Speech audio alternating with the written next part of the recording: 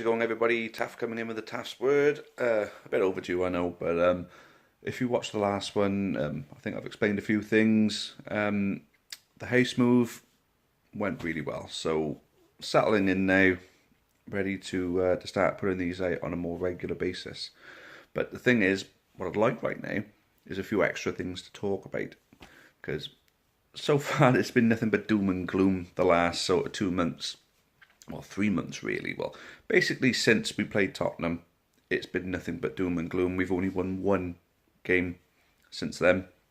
We've had some really disappointing losses. Obviously, losing to Lincoln 3-1 and it could have been 8. Losing to Mansfield 5-0 and it could have been 10.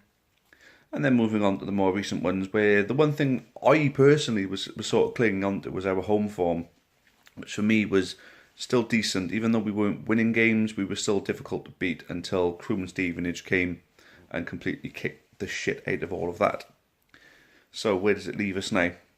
0% chance of getting into the playoffs. Well, I wouldn't say 0, I'd say more like about 1 to 2% chance. Basically no chance whatsoever, but it's still mathematically possible. It's not going to happen. Arguably, are we ready to go up anyway? Probably not. I think there's still an awful lot of work that needs to be done off the field. Whoever replaces Alex Tunbridge, personally, I'm going to put it out there. I think as long as he applies for it, it should be James Watts, who's gone up to Hereford and shown that he can do it up there. Albeit in a lower league, but still with a similar size of club. And if you think James Watts has actually run our club himself, on-off, for I think it was about 5 years that he was with us. So personally, I think there's no other candidate for it. I mean, if you look at it now, right, we got a manager who is a Newport lad, knows the Newport people, and does it the Newport way, should we say. And even though we're going through a bit of a blip at the moment, I mean, you could say that 3/4 of his tenure so far at Newport County has been successful. Our board of directors are all Newport people, Newport fans. Not all necessarily from Newport, but they're all Newport County supporters. They all live in or around Newport. Well, majority of them do. So basically, you can see the sort of theme that I'm drilling out right now. You know, a very Newport orientated manager, a very Newport orientated board. So I'm thinking, at the helm, at CEO, I think we need someone who's Newport orientated, and there's nobody with the qualifications to do the job more Newport orientated than James Watts. Someone who knows the club inside out, knows where we're falling, knows where we're progressing, and considering the amount of really good work Alex Tunbridge has put in, personally I'd like to have seen Alex stay, but obviously if a team like Stevenage come in for him when Stevenage are his boyhood club, he's worked for them before, he's got a really good infrastructure to go to, you can't begrudge the guy for taking that job, but he has to be replaced with someone who's going to be able to do the job. And if anybody is going to be able to help this club progress, you know, a club based in Newport progress, it's going to be someone like James Watts. Like I say, knows the club, knows what's good, knows what's bad, knows what needs fixing, and given the title of CEO, entrusted in it, I think he'll flourish, the club will flourish. The sort of support he can give to Rebecca Hemmings will be great. You know, the sort of engagement support he can give to the media team, you know, how to engage the people of Newport will be great. So there's my pick for the CEO. Next season, we need to build upon what we've started this season. I mean, we got to be happy with where we are right now. And obviously, there was never any threat of relegation. Practically from day one, we knew relegation wasn't going to be a threat. After a couple of months, it was pretty much signed and sealed. That was this team was too good to go down. If anything, this team was good enough to finish in the top 3 at first, but obviously that's petered out a little bit. I think a little bit of momentum from, you know, the last day of the season last season, well, the Great Escape last season. I think that has springboarded us at the beginning of the season. The cup run has helped it move along, and now the cup run's over. I think I don't think the players really believed that we could make the playoffs. I think the manager believed. I think Flinney believed we could do it, and a lot of the fans believed we could do it. Especially when we added Josh Sheehan to our ranks and Paul Hayes hit the ground running. We must have felt, yes, this is doable now. But you know, at the end of the day, we've gone from relegation to mid-table. That's a big jump.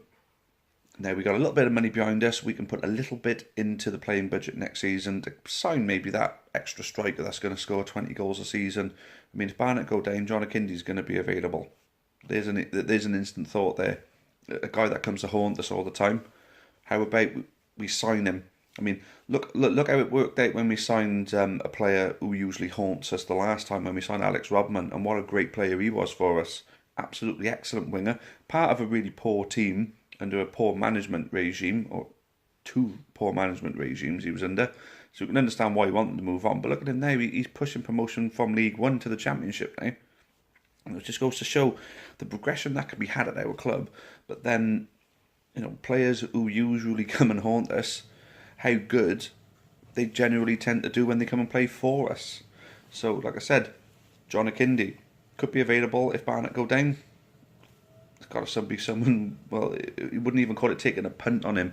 You'd say, yeah, you know, we got to do everything in our power to sign him. Unfortunately, I feel Newbley may move on. Hit the ground running with us, to be honest with you. Scored goals in the opening games. We thought, wow, we got ourselves a real striker here. But for whatever reason, he's just completely fallen off the boil. Completely. And you could sort of understand the sort of fall from the Premier League, how that's happened. There's an awful lot of promise in the lad, there's an awful lot of talent in the lad, but there's just something not clicking, there's something not right, and it looked as though Flinney was the one who's got the best out of him, but unfortunately it just wasn't to be.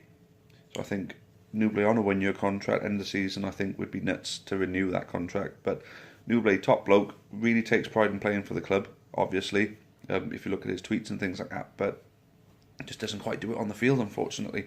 It's football at the end of the day. You know, I mean, you tend to find that nice people finish last when it comes to football. Except, you know, nice people in a way a manager can motivate a man-manager team, you know, if he's a nice guy.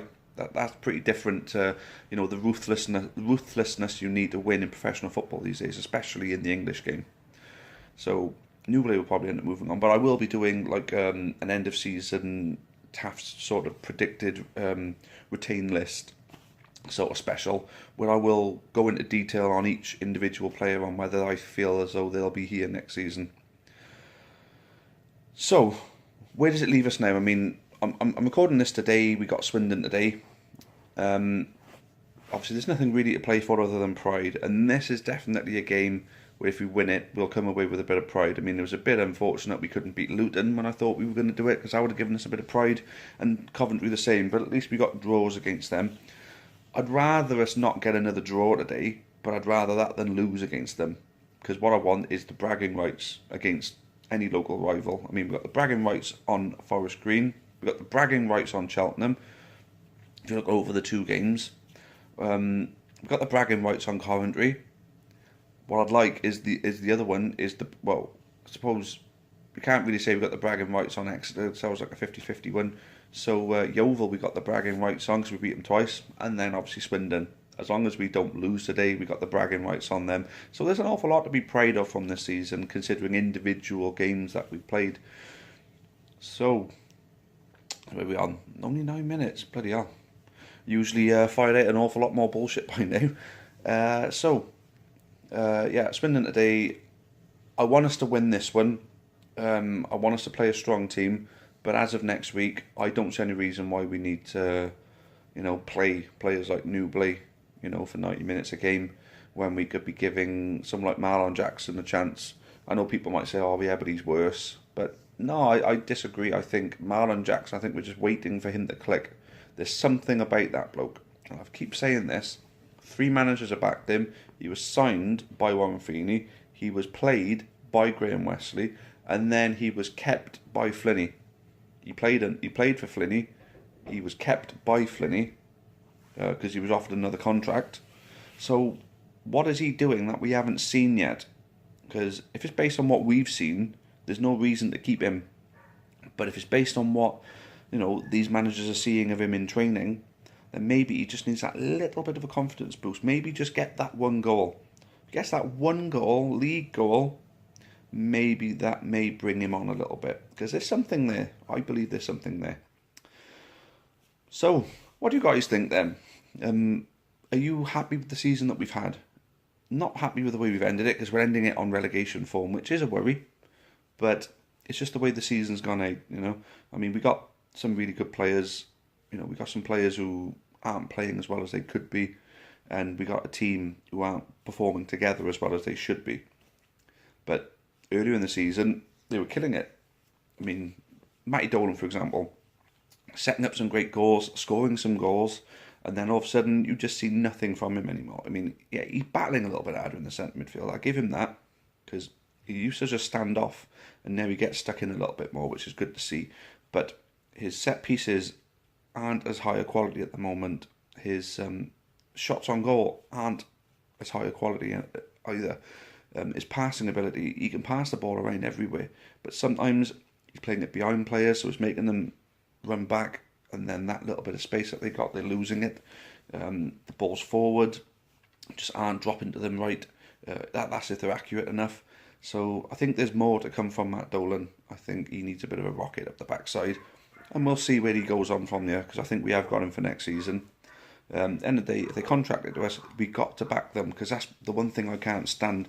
Is even though someone has a poor game, encouragement from the supporters is what's going to get better out of them. Getting on their backs, they're going to make them think, well, why do I bother playing for these people if this is the way that they're going to treat me on one of their players? So I'm completely against anybody having a go at our players. Anyway, so what do you guys think? Who do you think has been underperforming this season? Is there anyone in particular that's letting us down at the moment? Do you think Flinney is starting to get his tactics and his substitutions wrong? Because substitutions are a bit questionable at the moment. But like I say, I still trust in Flinney. I think he's definitely gaffed to take us forward again next season. Him and Hatchwell keep Lenny Lawrence on the scene. And I think there'll be a few players who, in his mind, he knows just aren't doing it for him anymore, who will move on. And I think he will already have his eye on a few to bring in. And next season, I think building the team around Josh Sheehan will be key. Anyway, I'll see you all at the game later today. And here's hoping for a win, and hoping for a bit more of a better end to the season. Thank you guys, and until the next time, it's cheerio for now, and as always, up the county.